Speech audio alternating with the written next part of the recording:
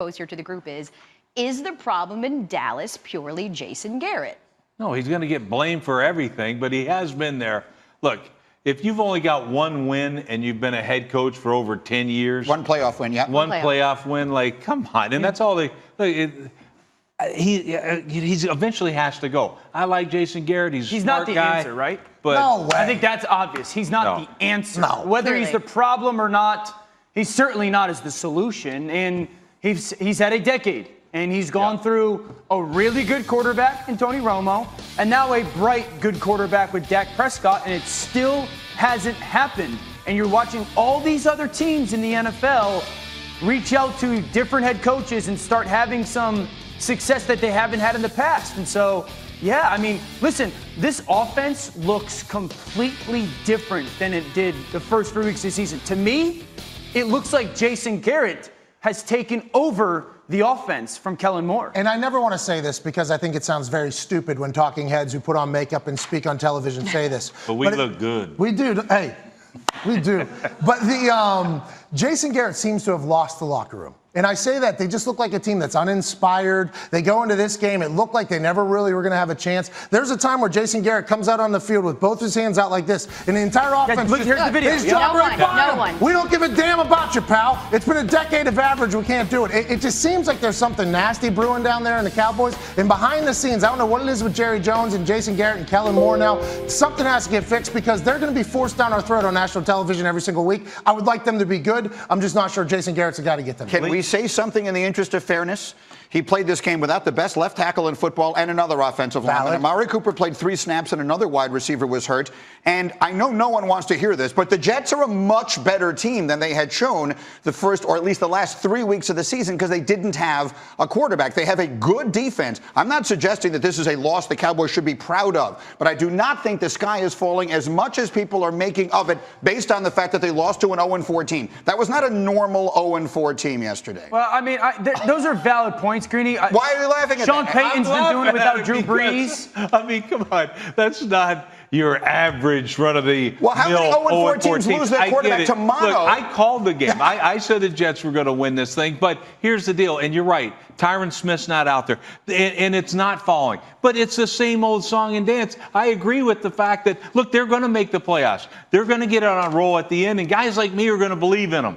You know, they got all this talent, and then they're going to lose in the playoffs immediately. It's going to be just enough for Jason Garrett to keep his job. Look, Lincoln Riley's going to get this job. I called it last year. I just missed it by a year. Don't you want a head coach that's able to overcome losing some? I mean, it's the NFL. You're going to have to coach without your big-time players at some point. We're seeing Sean Payton do it in New Orleans. Like, at some point, your coaches have to help you overcome losing or missing some key players. Well, New England's missing 2 starters in the offensive line, and we just 3. The no 3, excuse me. Thing, well, they're winning. That speaks louder than anything. I mean, that is a big deal. All right, so we've got that game. Let's get to what really was, in many ways, I think, the most significant game of the day, and that was this: the battle of the 2 young star quarterbacks, Patrick Mahomes and Deshaun Watson. First drive of the game for Kansas City. Welcome back, Tyreek Hill. Yeah, outstanding use of the hard count by Patrick Mahomes on 3rd and long. Gets Houston to jump. And then the elevation by the Cheetah to go up over 2 guys on defense and pull down this touchdown for Kansas City. They don't miss that, though. So he was obviously a big return. So it's 7-0 Chiefs. Now here's a crazy play in this game. Mahomes is going to throw a pick, and you're going to say, why is he throwing it there? There should have been a flag. Well, Travis Kelce's going out for a route, but he can't because he gets tackled by somebody on Houston, and for some reason, they justified no flag. Yeah, on a day where they threw flags on practically everything else. And then here's a huge play in the game. This play completely swings the game. They go from interception, getting the ball, Houston turns it into a sack fumble, and we're going to see it on the very next play. Deshaun Watson going to turn it into a turnover and points for Houston's offense. And gives Texans the lead. This is a game in which they trailed early. It looked like Kansas City might run them out of the building, but instead, as you mentioned, it is Watson running into the end zone, and Houston takes the lead.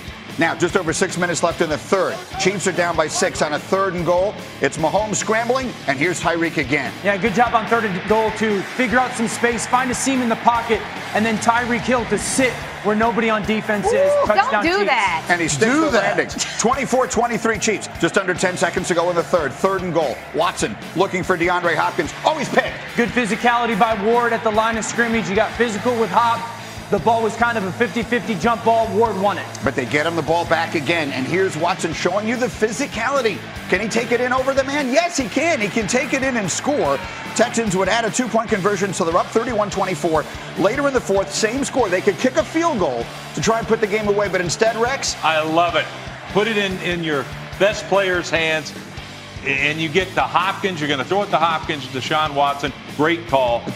Exactly Great what call. they do. Put it in the hands of Deshaun Watson and DeAndre Hopkins, and they do. A statement win on the road. Watson with 3 total touchdowns and 280 passing yards on the day. And so, look, this is the second consecutive week we've talked about it. Is there now a blueprint out there to beat the team that so many people think is the best in the AFC, and that's the Kansas City Chiefs? Well, the Super Bowl favorites, the Indianapolis Colts, I think they used what they learned in the Detroit Lions game with Matt Patricia, where you use man coverage, you get a little bit of pressure, and you try to keep Patty Mahomes off the field. Now, granted, that's a lot easier said than done, but a lot of teams have been able to do it here in recent history. Now the question is, if the Broncos can't do that to the Chiefs on Thursday night, should the Broncos head coach get fired? Because it feels like now we know an exact way to beat the Chiefs. And with that being said, the Houston Texans, Deshaun Watson, what a performance by them. They didn't play nowhere near a perfect game, and were still able to get a win over a dominant Chiefs team. Has to feel good down in H-Town with Paul Wall. Well, a dominant offensive team, but their defense is awful. And look, they're 30th in the league in run defense. But it's funny, Dan, you talked about to us that they did it differently, but they still ran the ball down their throat. But they can't play pass defense either. So if you can't play run defense or pass defense, at least last year they turned the ball. They got turnovers and they got sacks. Yeah. They're not even doing that this year. So look, the same old story for the Chiefs. Get in the playoffs, get beat in the first or second round. Yeah, I find it interesting because I was with the Houston Texans when we used to have to play against Peyton Manning. And I remember Gary Kubiak sitting there designing the game plan and talking to our offense and saying, listen, it's not good enough to just score points this week with Peyton on the field or on the opponent. You have to score points and make sure that he's off the field. We talked about the Colts and their way of doing it 2 weeks ago. The Texans did the same thing to the Chiefs. They just did it differently. It was the run game and then a dink and dunk offense where it was really about not throwing the football downfield, but getting it out of Deshaun Watson's hands and getting completions. Some numbers that are really telling. Patrick Mahomes was on the field in the second half for 5 minutes. Wow. Out of 30 minutes, he was on the field for 5 minutes, and it's because this short little pass game of getting the ball out of Watson's hands into Hopkins' hands, and they were good with it because it was keeping them ahead of the chains. Houston ran 89 plays. 89. The NFL average is 63. They kept Patrick Mahomes, the best way to do it, on the bench. And I would argue Deshaun Watson being able to play that style of offense while also being able to run for his life and throw the deep ball makes him a legit contender to be the next great quarterback. But what the Houston Texans went in there and dominated the Chiefs, it'll be interesting to see how everybody else chooses to do it against them. Will Fuller dropped 3 touchdown passes. Yeah. Or Missed what? extra I mean, point this too, is yeah. unreal. So to Greeny's point with the Jets, this is essentially more of an endorsement for the Texans and an indictment on the Chiefs, Right. is what we're saying. All right. It's time now to get up and go. We're going to start with Kyler Murray, who had the best statistical passing game of his young career, throwing for 340 passing yards and 3 touchdowns and a 78.9 QBR as the Cardinals beat the Falcons 34-33. I think Dan Quinn's calling plays. He certainly wouldn't want to hear those stats. How about Lamar Jackson? Made some history in the Ravens' victory on Sunday, becoming the first player in the Super Bowl era to produce over 200 yards passing and 150 yards rushing in a regular season game. The only other person to do that, Colin Kaepernick, matched those totals in a game, 2012